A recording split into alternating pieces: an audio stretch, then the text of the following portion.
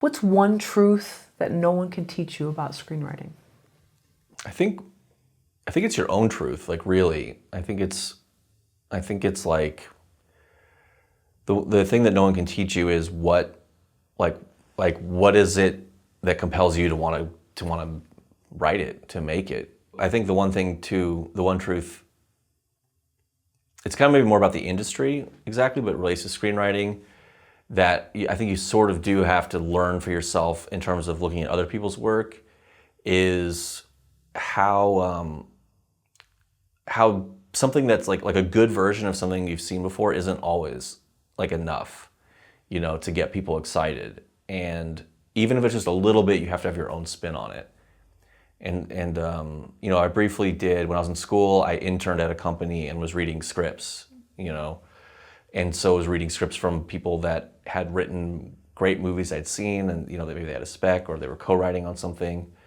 And you do realize really quickly there that read like a cop drama or like crime drama or something, and get to the end and think that was a pretty good version of that, and then think that's not enough to propel all the forces that need to go into action to make this movie, right?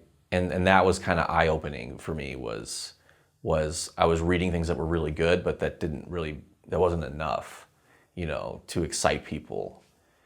And I think that's something that's hard for people to come to terms with related to their own work, perhaps. That maybe they're doing good work, but it doesn't mean that other people want to dedicate 2 years of their life and millions of dollars to getting it made. So good is kind of not good enough. It's got to be something where you're just like, oh wow, I didn't even see that coming. Yeah, exactly. I forget who. There was two writers that had a thing. It was like crap plus one, like of this fallacy where people would see a movie and they would say, well, that was bad. I can write a movie better than that, so therefore my movie can get made. But that's a different situation than someone who's hired to write a movie because there's an underlying concept or an executive wants it made, and it comes out about as good as they're able to make it, given the limitations. That doesn't mean that a script of that quality from delivered from outside the system would be praised or put into production. And so I think then it kind of all comes back to that: why are you driven to write this script?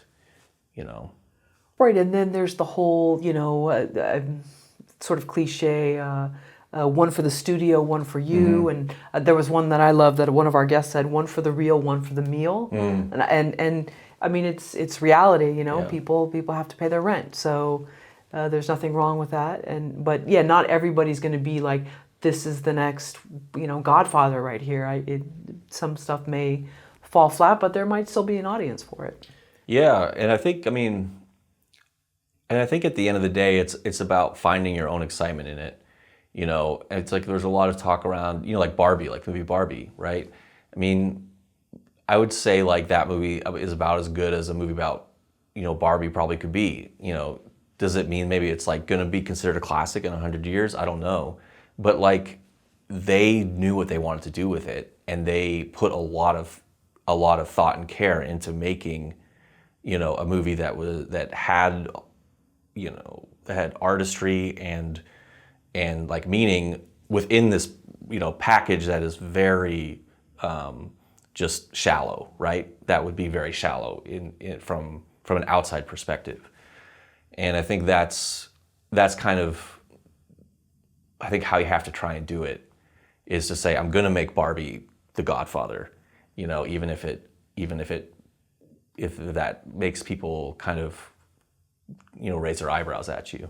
Sure. And then with Ladybird is a much more, it's a smaller story, and some people might enjoy it more or felt more compelled toward the character. Yeah. And it's not done on this grand scale, but there was something much more personal about that story. Yes, absolutely. And I guess that's just the way it always seems to go, right? Is it's the personal creates the quality, and shows the vision for the artist, and then it's okay. Well, then how do we kind of capitalize on that, right? Which again, which is fine, and I understand that as well as anyone right now, for sure. Yeah. How does your subconscious factor into your writing process? I think for me, the subconscious aspect is like writing and letting it go, like sort of creating a space where I'm just going to write to this, on this scene for 30 minutes or an hour, whatever it is today, and what happens, and not trying to be too calculated on that. I definitely think it's so hard to pin down what's happening with the subconscious, right? Because it's happening, but we're not conscious of it. But I think it's letting myself have space to just let ideas come. I think part of that's the research too, and just like planting things and hoping that your subconscious grows something that will pop up and you go, oh, that's a good idea, and then can explore on that with your more kind of critical mind, conscious mind.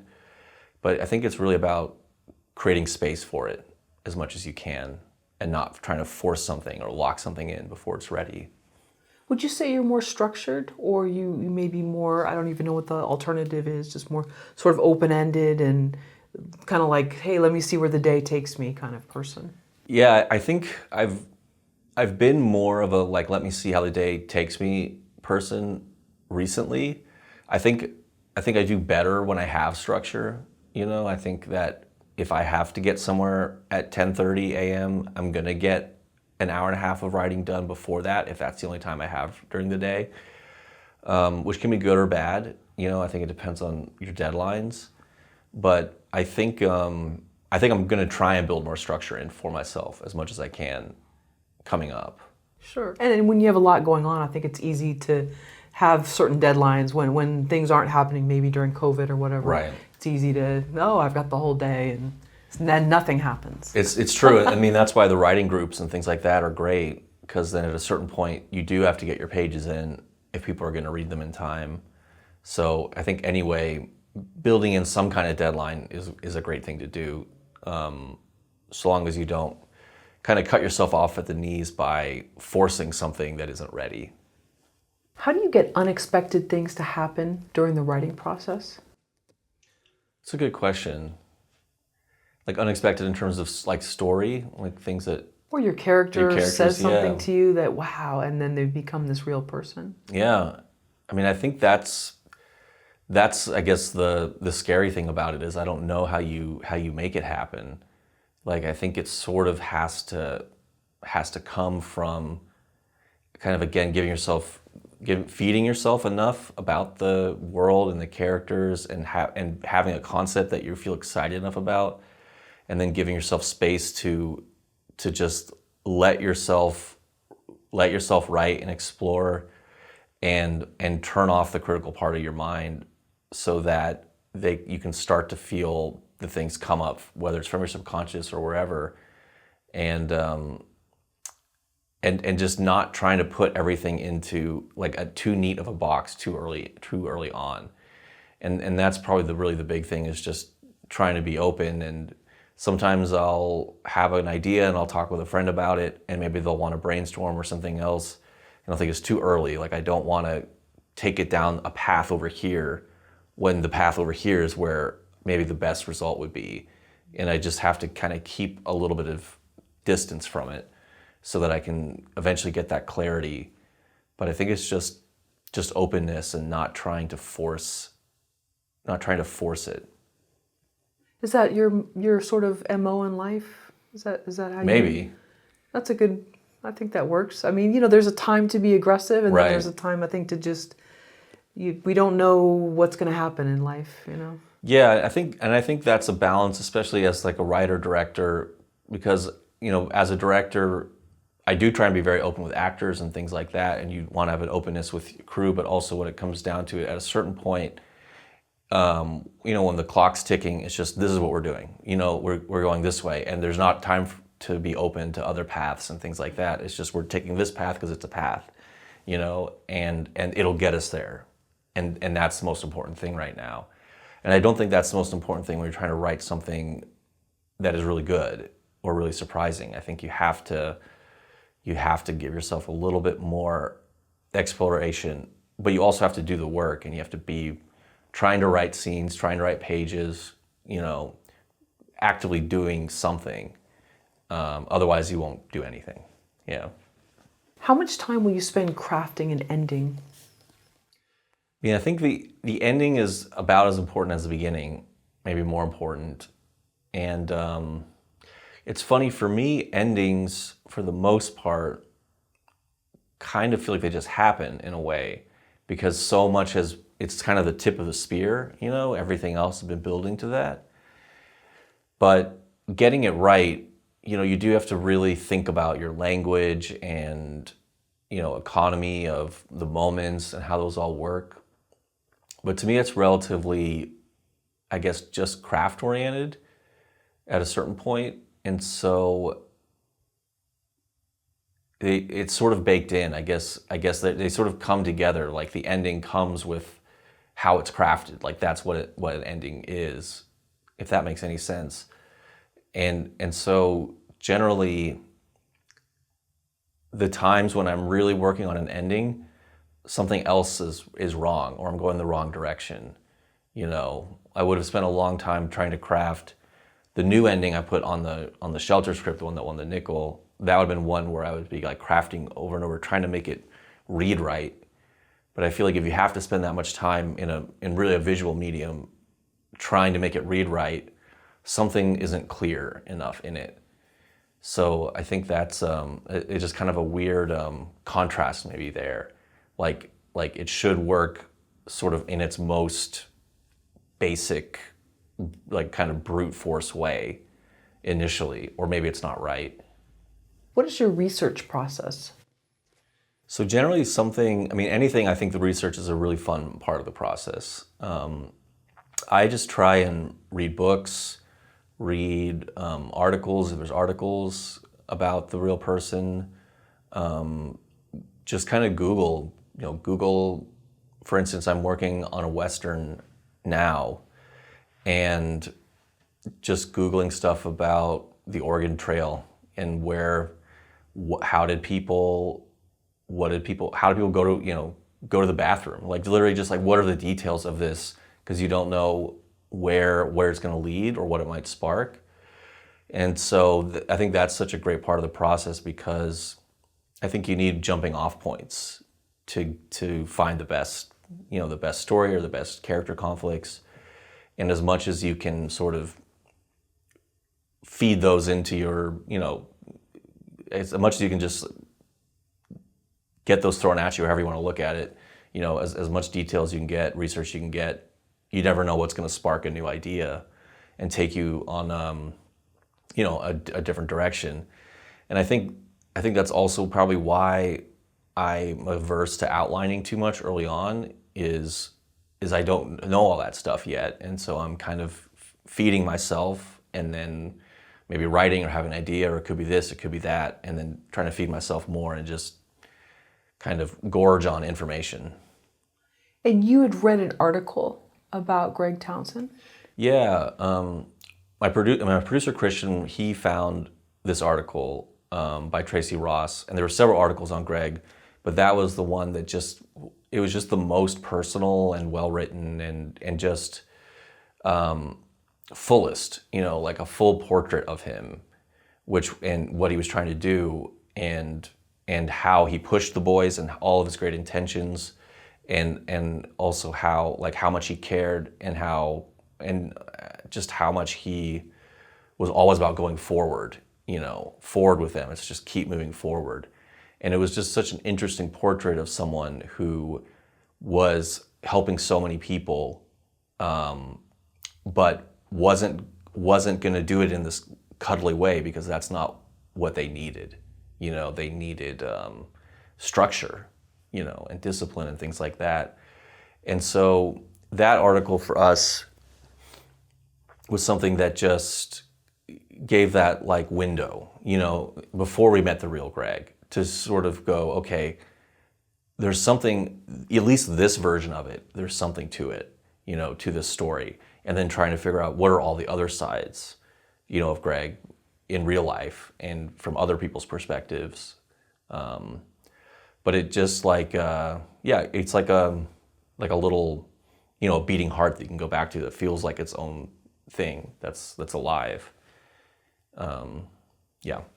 When you knew that you were going to eventually meet Greg, did you stop doing any research? Did you say, you know what, I don't want to be biased, I don't want to know anything more, I want to just meet him? Yeah, in a way it was sort of, and I was lucky that I had Christian as a co-writer too, because in a way it was kind of the opposite, where he met Greg first and he was getting to know Greg and he was in contact with Greg's wife early on. That was how we got to Greg. And so at a point I was still trying to figure out how everything fit together, because I knew there was something about Greg and his father and the sense of him being like these boys and having a life where he did come from a similar kind of background as them, where he has a brother who's in prison for the rest of his life and he has, a father who was abusive. That was important to the story and important to sort of the drive and the, that they're all kind of driven by trauma in some way or another. Maybe, for Greg, it drove him to be better and do better, and for people that didn't have that structure or couldn't make that structure for themselves, it drove them to maybe commit crimes or act out or just do whatever. And so I thought that was really important to sort of like the myth of the movie, because I feel like every story is a myth in some way. It's very much real stuff from Greg's life, but it's also its own thing, its own character that's separate from him. He's his own person separate from the movie. And so I was like, I don't know I wouldn't have put it in this terms, but I didn't fully know how the myth of this character and his background and all those things fed into what the movie should be yet.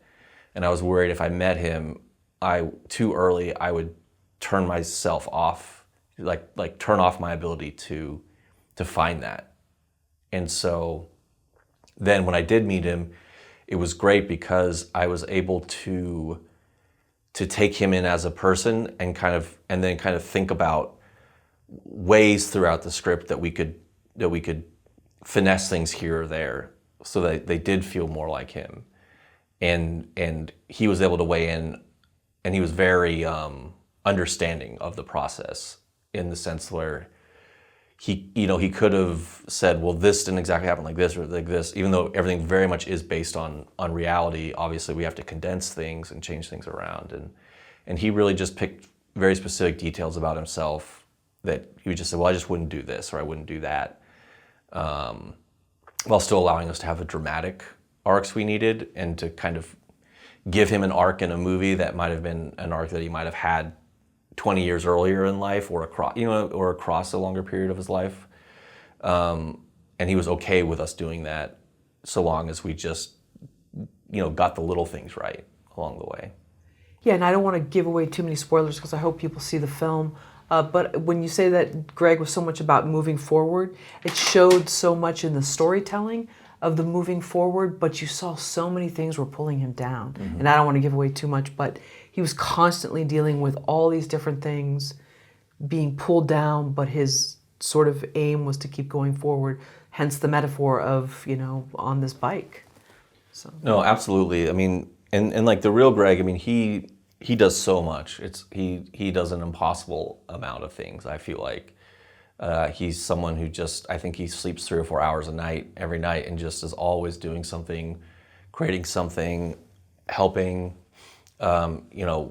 continuously helping with these boys. And it was like the extent and the weight of his responsibility, is so big.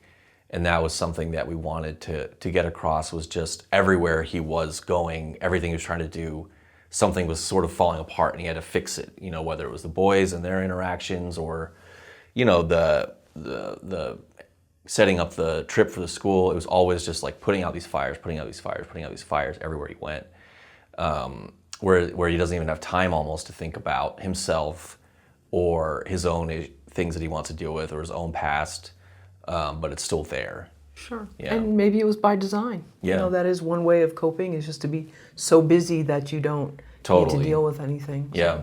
and I think it was beautifully portrayed. So